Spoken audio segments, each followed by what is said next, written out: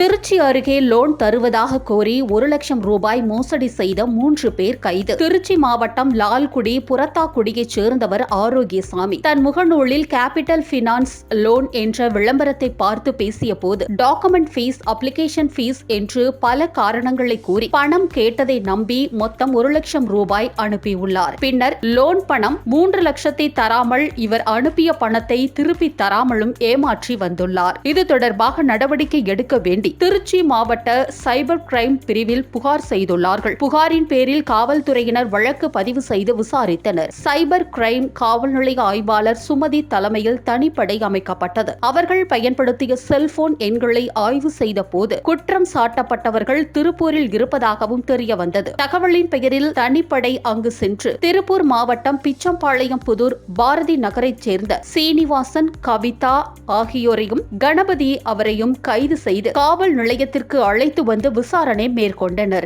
மேலும் அவர்கள் மோசடிக்கு பயன்படுத்திய மொபைல் எண்கள், லேப்டாப், மோடம், சிம் கார்டு மற்றும் வங்கி கணக்கு புத்தகங்கள் ஆகியவையும் பறிமுதல் செய்யப்பட்டன. மாவட்ட காவல் கண்காணிப்பாளர் செல்வ நாகரத்னம் மாவட்ட காவல் அலுவலகத்தில் கைது செய்யப்பட்ட குற்றவாளிகளையும் அவர்கள் மோசடிக்கு பயன்படுத்திய சாதனங்களையும் பார்வையிட்டு சிறப்பாக பணியாற்றிய தனிப்படையினரை பாராட்டினர்.